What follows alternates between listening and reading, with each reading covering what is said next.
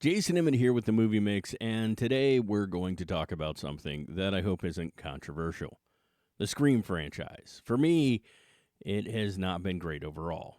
Out of the 6 films, I like 2, think 1 is okay, and found the remaining 3 a bit ridiculous. Now, I'm not trying to hate on this. These are just my opinions, and if you like them, that's awesome.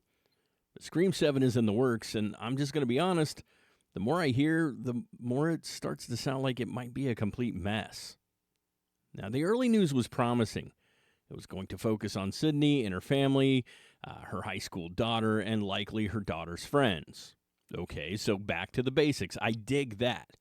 But then, despite us knowing her husband's name is Mark, which was Patrick Dempsey's character in Scream 4, they make it a different Mark, who's going to be played by Joel McHale.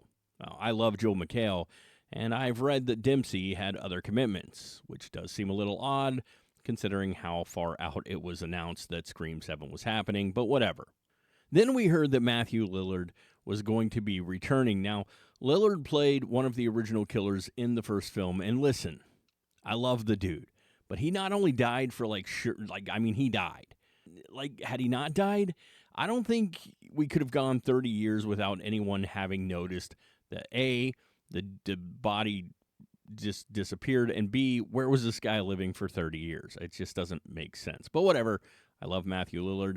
Kind of cool. Maybe this will work. Now, it is true we don't know to what capacity he's going to be in the film, and I suppose they could do something similar to what they did with Billy in 6 and 7, but I'm going to be honest, that really never made sense. Why would a girl who never met her father talk to an older ghost version of him? And I know he wasn't supposed to be older, but clearly he was. To me, this was just a bad red herring because they wanted you to think that Melissa Barrera's character could be the killer influenced by her dead dad, and it just didn't really work that well for me. So anyway, now we're hearing that David Arquette is going to be returning as Deputy Dewey as well, only again, he way died. Now, like I said, we don't know what capacity he's going to be coming back, but I only see a handful of possibilities with these two returning, and none of them really seem that great to me. I mean, they could all be hallucinations, and like Sydney is talking to their spirits or something like that, or somebody's talking to their spirits. They could be flashbacks. We could do it in video form, kind of like they did in Scream 2 with Randy's character. But to me, that would be really lame for them to kind of suggest that these stars are going to be returning to the role only to be done in small cameos like that.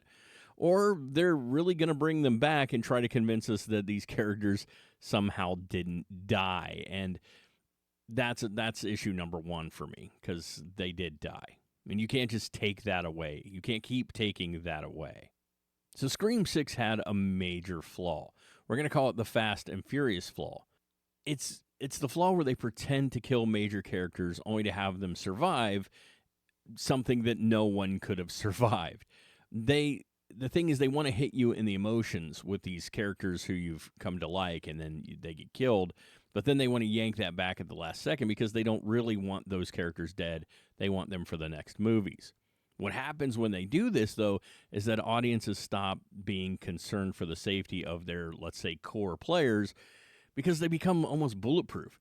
In manipulating our emotions, what happens is eventually we just stop being concerned that anybody's really going to die. That, okay, they got stabbed a bunch, but they're probably going to show back up at the end. I mean, it was a little ridiculous in Scream 6, the amount of stabbing 2 of the characters went through, and one of them got stabbed like a bunch, only to show up 15 minutes later like, hey, I'm in pain, but I didn't go to the hospital. No, you would have you would probably be on a frickin' ventilator at this point, fighting for your life, not showing up at the end just to surprise everyone. Now, listen, I don't like to just bash on movies, and again, it's okay if you went to it and you found enjoyment. That's what this is really all about. If you were entertained, and seriously, I could be way off.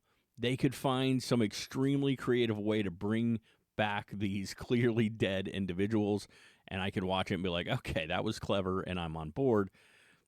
I suppose all we can do is wait and see.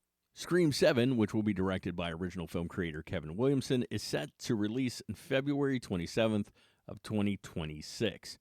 Now, before we go, I have a quick trivia question for you guys. Something we don't normally do here, but I thought it would be fun.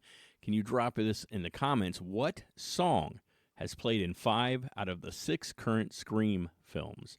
What song is played in 5 out of the 6 current Scream films? Drop it down in the comments below. Also, let me know if you're excited with the return of Dewey and Stu, and if you're on board and how you think this might work. Drop that in the comments. Wait, before you guys go, one last thing I'm going to ask you to do. You know what I'm going to ask you to do. Go down there and slash that subscribe button. I'm going to need you to do that. I'm going to need you to subscribe before you click off here because I want to see you again. I want to talk to you guys again. Much appreciated, everybody. And until next time, stay awesome.